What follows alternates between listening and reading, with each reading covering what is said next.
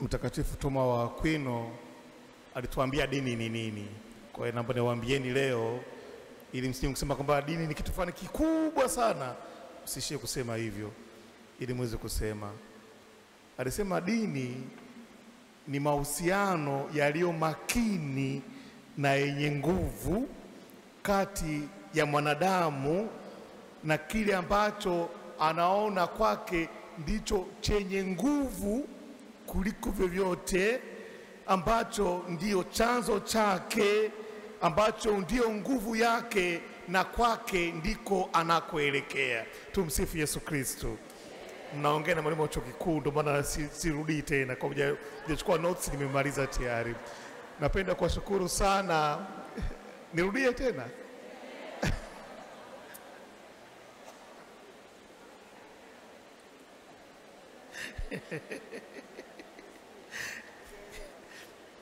Aya, dini ni kadiri ya Thomas wa Aquino, sikumbuki nukuu yake, lakini katika mojawapo ya Summa Theologica zake alielezea what is religion, kutokana na neno asili yake rilegare. Sasa nifundishe kidogo rilegare. Na alifika wapi kusema hivyo? Akasema kwamba ni ule uhusiano ulio makini.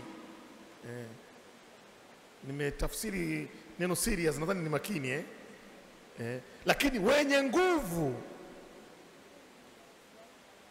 Makini na wenye nguvu, anaokuwa nao mtu na nguvu fulani, sawa? Mtu na nguvu fulani ambayo anaiona kuwa ni kubwa kuliko chochote katika maisha yake, sawa? Ambayo ndio asili yake yeye, ambayo ndio inayompa nguvu hapa duniani, na ndio ambapo anaelekea kuifuata au kuunganika na hiyo nguvu. Na kutokana na hiyo, dini inatengeneza tabia 4, sawa?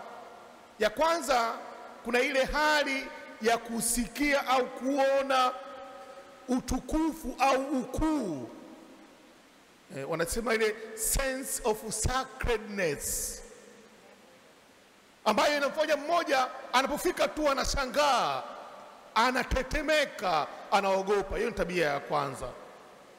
Tabia ya pili ni ule mvuto sasa anaokuwa nao ndani mtu kuifuata huo utukufu, hiyo nguvu anayoiona mbele yake. Tabia ya tatu inatengeneza mfumo fulani wa kuweza kulithibitisha au kuonesha haya mahusiano ya watu wawili. Na ndio maana kama sisi wa Katoliki basi tuna mifumo yetu ya Kikatoliki, au Waislamu wanakuwa na mifumo yao ya Kiislamu, au dini zetu za asili zinakuwa na mifumo yao ya kiasili. Lakini tabia ya 4 inatengeneza jumuiya. Maana lazima itakuwa ni kikundi fulani. Dini haiko watu wote tu, ni kundi fulani, sawa? Sasa ukija kwetu sisi wa Kristo, dini yetu ina sifa za kipekee, ziko 5, sawa? Ya kwanza, dini yetu wanasema, sasa Kiswahili tunashindwa kusema mapadri, wanasema it's theocentric. Kwa nini wanasema theocentric? Tunaweza kusema ni ya kibaba, yaani tunamchukulia Mungu wetu sisi, tunampokea Mungu wetu kama baba, kama asili yetu, nguvu yetu na kadhalika. Lakini ina sifa ya pili, sisi ni Wakristo. Dini yetu ina sifa au ina tabia hiyo ya Ukristo, sio Ukristo kama Ukristo, yani Akristo, Christocentric. Tabia ya tatu wanasema ina tabia ya kiroho mtakatifu, pneumacentric au pneumatheological, ina tabia ya kiroho. Lakini ya 4 ni ya kijumuiya. Dini yetu si ya mtu mmoja mmoja, ni ya jamii, sawa?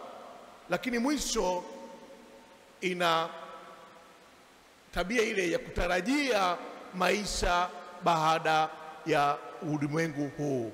Na sisi kwetu ina tabia za kipekee, zimefunuliwa, maana hatujatunga kutoka kichwani.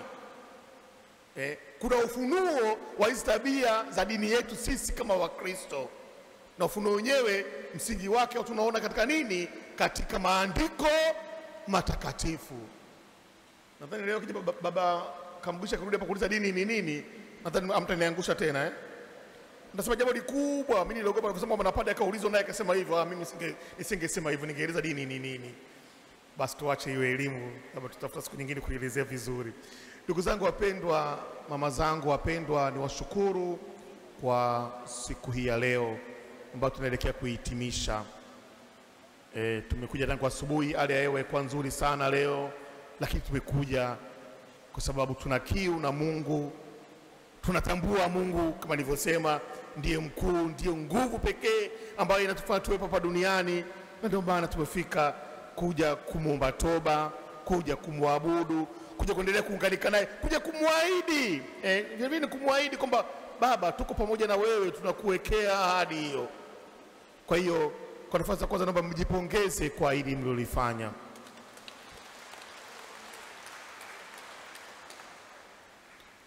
Lakini kwa namna pekee naomba niwashukuru hawa tunawasahau sana watu wa vyombo vya habari, kwa sababu ndio wanafanya na watu wengine ambao walichukua kuja leo hii watasikia na watajifunza. Madongo yale tuliyopigwa leo na baba Kamgisha na baba hapa hawana nini?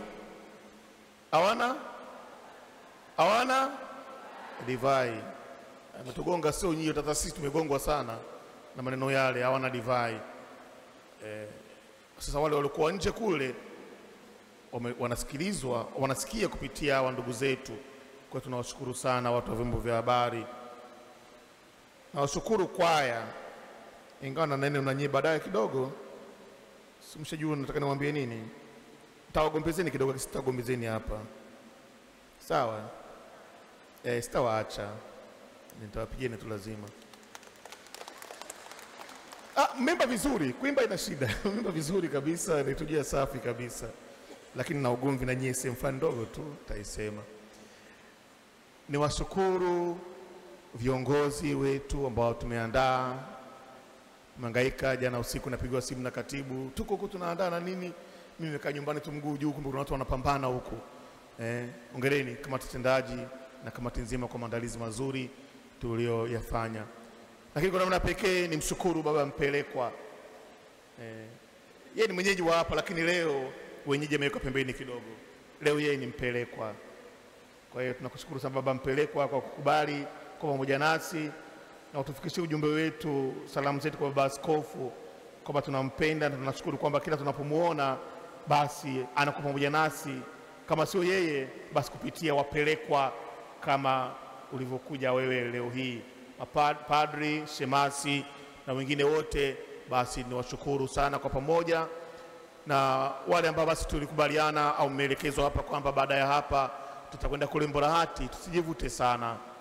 Mmoja sema padri, sasa hivi tunaendelea tena na mambo ya maungamo, karibuni kila siku.